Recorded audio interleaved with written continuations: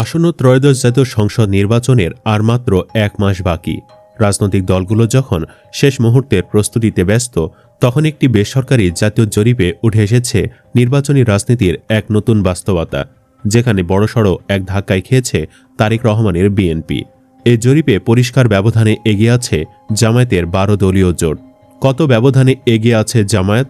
তবে কি আগামী নির্বাচনে জামায়াত ইসলামী জোটই সরকার গঠন করতে যাচ্ছে? চলুন বিস্তারিত জেনে নেওয়া যাক। দীর্ঘদিনের বিএনপি আওয়ামী লীগ দ্বিদলীয় প্রতিযোগিতার গণ্ডি ভেঙে এবার ক্ষমতার ময়দানে মুখোমুখি হচ্ছে দীর্ঘদিনের রাজনৈতিক মিত্র বিএনপি ও জামায়াত ইসলামী। জরিপ বলছে দুই দলের সমর্থনের ব্যবধান অত্যন্ত সংকীর্ণ। ফলে নির্বাচনের চূড়ান্ত ফলাফল নির্ভর করছে সিদ্ধান্তহীন ১৭% ভোটারের ওপর, যারা শেষ মুহূর্তে হয়ে উঠতে পারেন প্রকৃত কিংমেকার। গত ২১ নভেম্বর থেকে ২০ ডিসেম্বর পর্যন্ত দেশের ৬৪ জেলার ২৯৫টি সংসদীয় আসনে জরিপটি পরিচালিত হয়। Projection BD, international institute of law and diplomacy, Jagaran foundation এবং ন্যারেটিভ যৌথভাবে এই গবেষণা পরিচালনা করে। জরিপে দেখা গেছে উচ্চশিক্ষিত ভোটারদের ঝোঁক তুলনামূলকভাবে জামায়াতের দিকে বেশি, আর কম শিক্ষিত এবং মূর্খ ভোটারদের সমর্থন বেশি বিএনপির দিকে। জরিপ অনুযায়ী ৮৬.৩% ভোটার আসন্ন নির্বাচনে ভোট দিতে আগ্রহী, অর্থাৎ অংশগ্রহণমূলক নির্বাচন হলে ভোটার উপস্থিতি তুলনামূলকভাবে বেশি হওয়ার সম্ভাবনা রয়েছে। তবে ভোটারদের মধ্যে দ্বিধা ও আস্থার সংকট স্পষ্ট। একদিকে বিএনপি সমর্থন পাচ্ছে রাষ্ট্র পরিচালনার অভিজ্ঞতার দিক থেকে, অন্যদিকে জামায়াত এগিয়ে রয়েছে সততা, দুর্নীতি বিরোধী ভাবমর্যাদা ও পরিবর্তনের রাজনীতির বার্তায়। জরিপে দেখা গেছে বিএনপির সমর্থক ৩৪.৭%, জামায়াত ইসলামী ৩৩.৬%, অর্থাৎ জনপ্রিয়তায় মাত্র ১% ভোটে পিছিয়ে আছে জামায়াত ইসলামী। এদিকে অনিশ্চিত ১৭% ভোটার, তারা এখনও সিদ্ধান্ত নেননি কাকে ভোট দিবেন। মূল জরিপে বিএনপি ১% ভোটে এগিয়ে থাকলে জোটের বিচারে গেলে আবার ব্যবধানে পিছিয়ে পড়েছে বিএনপি। কারণ এই জরিপে চমক দেখিয়েছে তরুণদের নবাগত দল এনসিপি, তাদের সমর্থক ৭.১%। এছাড়াও বাংলাদেশের অন্যতম ধর্মভিত্তিক দল ইসলামী আন্দোলনের সমর্থক রয়েছে ৩.১%। যেহেতু এনসিপি ইতোমধ্যে জামায়াত ইসলামী জোটে যুক্ত হয়েছে, তাই এই দলের সমর্থন নিয়ে বিএনপি সরকার গঠনের সম্ভাবনার দিক দিয়ে এগিয়ে গেছে। অন্যদিকে এই ব্যবধান আরও বাড়বে যদি চরমনায় পীরের হাত পাখাও জামায়াতে জোটে যোগ দেয়, যদিও সেই সম্ভাবনাও খুব বেশি। কারণ জামায়াত ইসলামীর নেতৃত্বাধীন ১১ দলীয় নির্বাচনী জোটের আসন সমঝোতা অবশেষে চূড়ান্ত রূপ পাচ্ছে। কিছুদিন ধরে চলা নানা নাটকীয়তা ও অনিশ্চয়তা কাটিয়ে আসন ভাগাভাগির কাজ শেষ করা হচ্ছে। এ নিয়ে সোমবার রাতে লিয়াজু কমিটির বৈঠক হয়। তবে ইসলামী আন্দোলন ও খেলাফত মজলিস সহ কয়েকটি দলের মধ্যে কিছু আসনের সমঝোতার কাজ শেষ হয়নি। এ বিষয়ে মঙ্গলবার আরেক দফা বৈঠক হবে তাদের। আজকের মধ্যে সব দলের সমঝোতার পর বুধবার এ বিষয়ে আনুষ্ঠানিক ঘোষণা করা হতে পারে বলে সংশ্লিষ্টরা জানিয়েছেন। এর আগে সোমবার দুপুরে সাংবাদিকদের জামায়াত ইসলামীর আমির ডাক্তার শফিকুর রহমান জানান, আসন সমঝোতার বিষয়টি মঙ্গলবারের মধ্যেই একটা রূপ পাবে। মঙ্গলবার অথবা বুধবার এটা চূড়ান্ত ঘোষণা হবে বলেও তিনি উল্লেখ করেন।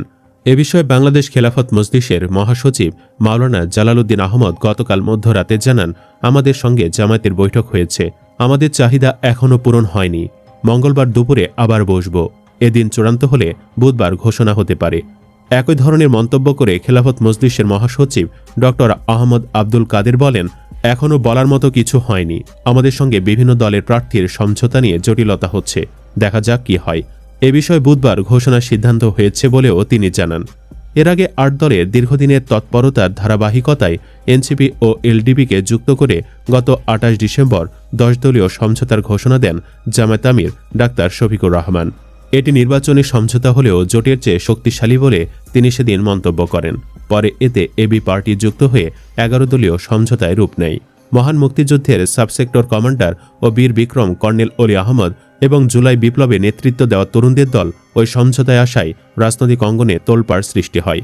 তবে ২৯ ডিসেম্বর মনোনয়নপত্র জমার শেষ সময়ের আগে আসন সমঝোতা চূড়ান্ত না হয় সব দলই বাড়তি আসনে প্রার্থীদের মনোনয়নপত্র জমা দেন। এ নিয়ে সংশ্লিষ্ট দলগুলোর মধ্যে শুরু হয় নানা আলোচনা সমালোচনা। এমনকি কোন দল কতটি আসন পাবে তা চূড়ান্ত না হয় সবার মাঝেই অস্থিরতা ও অনিশ্চয়তা দেখা দেয়। তাছাড়া ইসলামী আন্দোলন সহ কয়েকটি দলের চাহিদা অনুযায়ী আসন পাওয়ার কোনো নিশ্চয়তা না পেয়ে হতাশ হয়ে পড়েন নেতাকর্মীরা। সমঝোতায় থাকা না থাকা নিয়েও ওইসব দলে আলোচনা চলে। তবে চূড়ান্ত আলোচনার জন্য অপেক্ষায় ছিলেন সবাই। তবে সেই সমস্যা শীঘ্রই কাটতে যাচ্ছে। সূত্রমতে এতদিন ধরে চলা আলোচনায় ছিল জামায়াতে ইসলামী 190টির বেশি আসনে নির্বাচন করার প্রস্তুতি নিয়েছে। ইসলামী আন্দোলনের প্রত্যাশা বেশি থাকলেও কয়েক দফায় বাড়িয়ে তাদের 40টির কিছু বেশি বরাদ্দ দেওয়া হচ্ছে। এছাড়া এনসিপিকে 30টির মতো আসন নিশ্চিত করা হয়েছে। বাংলাদেশ খেলাফত মজলিস 13, খেলাফত মজলিস 8, এলডিপি 7, এবি পার্টিকে 3টি আসন দেওয়ার আলোচনা হয়। সব মিলে কিছু আসনে এদিক সেদিক হলেও চরমনায়ের সাথে জামায়াতের ঐতিহাসিক জোট চূড়ান্ত হবার পথে। মানে এ জোট পূর্ণতা পেলে ইতিহাসে এবারই প্রথম ইসলামী শক্তি বাক্সে ভোট দেওয়ার সুযোগ পাবে। পূরণ হবে কোটি কোটি ধর্মপ্রাণ মুসলিমদের আকাঙ্ক্ষা। চলুন জরিপের দিকে ফেরা যাক। যেহেতু জামায়াতের জোট সম্ভাবনা দিক দিয়ে এগিয়ে আছে, তাই বিএনপির ভরসা অনিশ্চিত 176% ভোটার। এদের সিংহভাগই কট্টর আওয়ামীপন্থী। যে ভোট বিএনপির দিকে পড়ার সম্ভাবনাই বেশি। সব মিলে অনিশ্চিত ভোটারদের আচরণ বিশ্লেষণে মেশিন লার্নিং মডেল প্রয়োগ করলে সম্ভাব্য চিত্র দাঁড়ায় বিএনপি 43.2%, জামায়াত 40.8%, এনসিপি 7.7%, অন্যান্য 5.3% এবং ইসলামী আন্দোলন 3%। এই হিসাব অনুযায়ী বিএনপি সামান্য এগিয়ে থাকলেও ব্যবধান অত্যন্ত সংকীর্ণ। এখানেও জোটের হিসাব করলে বিএনপির 43.2% ভোটের বিপরীতে জামায়াতের জোট পাচ্ছে প্রায় 52% ভোট। 18 থেকে 29 বছর বয়সীদের মধ্যে বিএনপির সমর্থন তুলনামূলক কম, প্রায় 28 থেকে 30% এবং অনিশ্চিত ভোটারের হার বেশি। তরুণরা মূলত পরিবর্তন, দুর্নীতিমুক্ত রাজনীতি ও কর্মসংস্থানের প্রশ্নে সংবেদনশীল।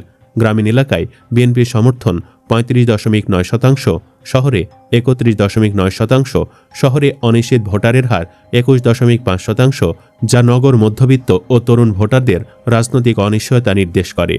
আঞ্চলিক শক্তি হিসাবে বিবেচনা করলে ময়মনসিংহ ও বরিশালে বিএনপি শক্তিশালী, তাদের ভোট 42 থেকে 47%। রাজশাহী ও খুলনায় বিএনপির জামায়াত প্রায় সমান, ঢাকা ও সিলেটে অনিশ্চিত ভোটার বেশি, চট্টগ্রামে জামায়াত এগিয়ে। কম শিক্ষিত ও মূর্খ ভোটারদের মধ্যে বিএনপির সমর্থন 39 থেকে 40%। উচ্চ শিক্ষিতদের মধ্যে অনিশ্চয়তা ও বিকল্প রাজনৈতিক শক্তির প্রতি ঝোঁক লক্ষণীয়। শিক্ষার্থী ও বেকার তরুণদের মধ্যে বিএনপির সমর্থন সবচেয়ে কম। এদিকে জরিপটি বলছে আওয়ামী লীগ যদি শেষ পর্যন্ত নির্বাচন বর্জন করে, তবে তাদের সমর্থকদের বড় অংশ ভোটে নাও আসতে পারে। এতে ভোটের বৈধতা ও অংশগ্রহণ নিয়ে রাজনৈতিক বিতর্ক বাড়তে পারে। জরিপে দেখা যায় আওয়ামী লীগ সমর্থকদের 58.6% ভোট না দেওয়ার কথা বলেছেন যদি দল নির্বাচন না করে। ড মোস্তাক হোসেন খান বলেন, আগের জরিপে বিএনপি জামায়াতের চেয়ে এগিয়ে ছিল, কিন্তু বর্তমান জরিপে জামায়াত, এনসিপি, ইসলামী আন্দোলনের সম্মিলিত শক্তি বিএনপির চেয়ে এগিয়ে। তরুণ, শিক্ষিত ও শহরে ভোটাররা পরিবর্তনের রাজনীতির দিকে ঝুঁকছেন। অন্যদিকে ব্যবসায়ী, শ্রমিক ও কৃষক শ্রেণী স্থিতিশীলতার কারণে বিএনপির দিকে ঝুঁকছে।